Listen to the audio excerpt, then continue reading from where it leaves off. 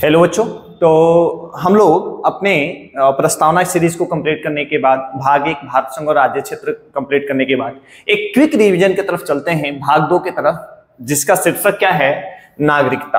अब देखिए, भाग 2 संबंधित है नागरिकता से। अनुच्छेद कितने हैं? 5 से लेकर 11 तक। तो एक एक आर्टिकल को समझेंगे। देखिए, ये जो टॉपिक है ये एग्जाम के लिए बहुत रेलेवेंट टॉपिक नहीं है, लेकिन कई बार ऐसा होता है कि यहाँ से प्रश्न आप देख सकते हैं एग्जामिनेशन में, आपसे प्रश्न यहाँ से पूछे जा सकते हैं। तो बहुत क्विकली हम इस टॉपिक को कवर करने की कोशिश करेंगे जो नागरिकता से संबंधित होगा। और वर्तमान में नागरिकता को लेकर मुद्दे जो हैं, जैसे हमने बात किया अफगानिस्तान, बांग्लादेश या पाकिस्तान के गैर मुस्लिम नागरिकों को भारत की नागरिकता देने के बारे में, उस पर भी चर्चा करेंगे। ठीक है, तो सबसे पहले भाग 2 में हम लोग बात करेंगे आर्टिकल 5 की, अनुच्छेद 5 की। ये आर्टिकल 5 क्या कहता है, ये अनुच्छेद 5 क्या कहता है? अब देखिए, अनुच्छेद 5 की भाषा क्या है। अनुच्छेद 5 ये कहता है कि भारत का नागरिक कौन है। क्या कहता है कि भारत का नागरिक कौन है, मतलब भारत का नागरिक कौन होगा। यह अनुच्छेद 5 की भाषा है कि भारत का नागरिक कौन है। अब यह शर्तें डिसाइड करता है कि भारत का नागरिक कौन होगा। ठीक है, अब ये कहता है कि भारत का नागरिक कौन है, तो ये शर्तों को बताता है कि किन शर्तों के अधीन रहते हुए आप भारत के नागरिक होंगे। अब देखिए, नागरिकता की बात कब हो रही है? जब हमारा देश आजाद हुआ 1947 में। इस समय बताना जरूरी था, क्योंकि 47 में विभाजन भी होता है देश का। दुखद स्थिति है कि भारत और पाकिस्तान के रूप में 2 अलग अलग राष्ट्र बनते हैं। कुछ लोग पाकिस्तान की तरफ जाते हैं, कुछ भारत में रह जाते हैं। तो दोनों की नागरिकता का प्रावधान करता है, वो क्या है? तो भाग 2 है। तो अब देखिए, आर्टिकल 5 कहता है कि भारत का नागरिक कौन है, तो शर्तों को बताता है कि या तो वह भारत में जन्मा हो, या तो उसके माता पिता में से कोई भारत में जन्मे हो, या संविधान लागू होने से पूर्व वह भारत में रह रहा हो तो भारत का नागरिक होगा। तो अनुच्छेद 5 संबंधित है कि भारत का नागरिक कौन है। ठीक है, और ये यहाँ पे डिसाइड करता है कि जो रजिस्टर्ड है, जो नामावली है, जिसमें कि नागरिकों के नाम दिए जाते हैं, जैसे ही आप उसमें नॉमिनेट होते हैं तो आर्टिकल 5 के अकॉर्डिंग आप भारत के नागरिक हो जाते हैं। लेकिन नागरिकता की बात कब कर रहा है? 1947 में, कि भारत का नागरिक कौन है। ठीक है, इसी तरह अनुच्छेद 6 के बारे में अगर हम बात करें, आर्टिकल 6 के बारे में हम बात करें, तो देखिए, सबसे पहले हम बात करते हैं अतिथि देवो भव। हमने बता दिया कि हमारा नागरिक ये है, यानी हमारे घर के लोग ये हैं। अब हम अतिथि देवो भव, मतलब जब पाकिस्तान से लोग भारत आ रहे होंगे तो उनकी नागरिकता के बारे में प्रावधान करता है। तो अनुच्छेद प्रावधान करता है पाकिस्तान से भारत आने वाले लोगों की नागरिकता, भारत आने वाले लोगों की नागरिकता, मतलब जो लोग पाकिस्तान से भारत आने वाले हैं उनके नागरिकता के बारे में प्रावधान करता है। और आर्टिकल कौन सा है? आर्टिकल 6 है। कि मतलब मान जाओ देश विभाजन हो गया, लेकिन बहुत सारे लोग जो पाकिस्तान में रहते थे वो भारत में रहना चाहते थे, बहुत सारे लोग जो भारत में रहते थे वो पाकिस्तान में रहना चाहते थे। तो दोनों लोग क्या करेंगे? एक दूसरे की सीमाओं को क्रॉस करके और एक दूसरे के हिस्से में आएंगे। याद होगा आपको, उसी समय की आप बहुत दुखद वाली कहानियों को देखे होंगे, बहुत सारे वीडियो जैसे आप देखे होंगे, बहुत सारी कहानियों को सुने होंगे कि पाकिस्तान से जब लोग भारत वापस आ रहे थे तो कैसे एक बड़ी संख्या में जो है वो दर्दनाक तरीके से हिंसा हो रही थी और बहुत सारे लोग उसमें मारे जा रहे थे, चाहे यहां से वहां लोग जा रहे थे। ठीक है, तो इन कहानियों को आपने सुना होगा। तो अब उस समय जो लोग आ रहे थे उनके नागरिकता के बारे में जो चर्चा करते हैं वो कौन सा है? आर्टिकल 6। इसी तरह अगर हम आर्टिकल 7 के बारे में बात करें तो आर्टिकल 7 कहता है कि अब देखो क्या हुआ, पाकिस्तान से भारत आ गए, ऐसे ही कुछ लोग भारत से पाकिस्तान चले गए।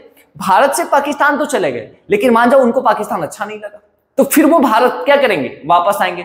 तो भारत से पाकिस्तान जाने वाले किंतु किन्हीं कारणों से भारत वापस आने वाले लोगों की नागरिकता के बारे में बात करता है, वो कौन सा है? आर्टिकल 7 है। मतलब भारत से पाकिस्तान जाने वाले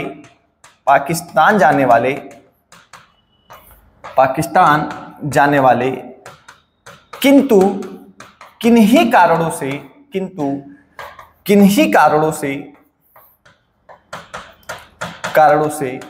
वापस आने वाले लोगों की नागरिकता, मतलब मान जाओ गए, उनको लगा कि पाकिस्तान तो भाई बहुत शानदार देश होगा, वहां गए तो खाने को नहीं है, रहने को नहीं है, तो अब वो क्या करेंगे?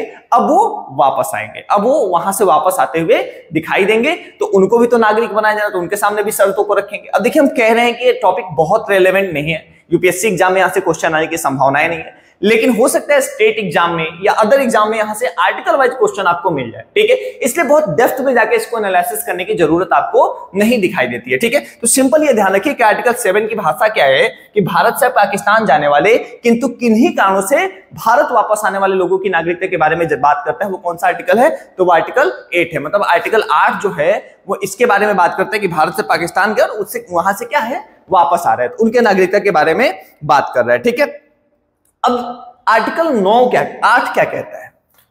आर्टिकल 8 क्या कहता है? आर्टिकल 8 की भाषा क्या है? अब देखो, बहुत सारे लोग आपके जानने में भी, या देश के बहुत सारे लोग विदेशों में रहते हैं, तो क्या विदेशों में रहने से उनकी नागरिकता समाप्त हो जाती है?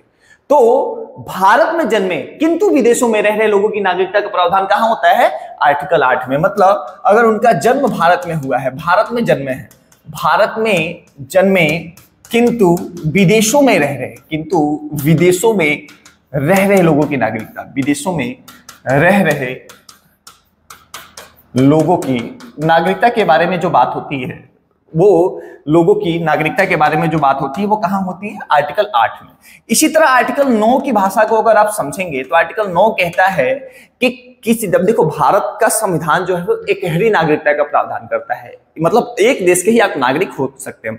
आप देश के नागरिक हैं, आप किसी राज्य के नागरिक नहीं, मतलब ऐसा नहीं उत्तर प्रदेश के नागरिक हैं, आप भारत देश के नागरिक हैं। इसीलिए बहुत सारे स्पोर्ट्स, बहुत सारी चीजें आपको स्टेट में बांटने को तरफ जाती हैं, लेकिन आप एक यूनिटी की तरफ, आप भारत को प्रेजेंट करते हैं, आप यूपी को नहीं, आप बिहार को नहीं, आप प्रेजेंट भारत को करते हैं, क्योंकि आप नागरिक भारत के हैं। आप ना उत्तर प्रदेश के नागरिक हैं, ना आप बिहार के नागरिक हैं, ना आप तमिलनाडु के नागरिक हैं, ना आप गोवा के नागरिक हैं, आप नागरिक भारत के हैं, सिटीजन्स ऑफ इंडिया हैं आप, ठीक है।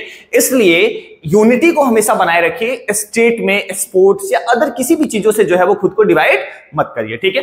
तो आर्टिकल 9 की भाषा क्या है? आर्टिकल 9 क्या कहता है? आर्टिकल 9 की जो भाषा है वो आर्टिकल 9 की भाषा ये है कि किसी भी अन्य देश की नागरिकता ग्रहण करने पर, किसी भी अन्य देश की नागरिकता ग्रहण करने पर, अन्य देश की नागरिकता ग्रहण करने पर भारत की नागरिकता स्वतः ही समाप्त हो जाएगी। नागरिकता ग्रहण करने पर, भारत की नागरिकता ग्रहण करने पर भारत की नागरिकता स्वतः ही समाप्त हो जाएगी।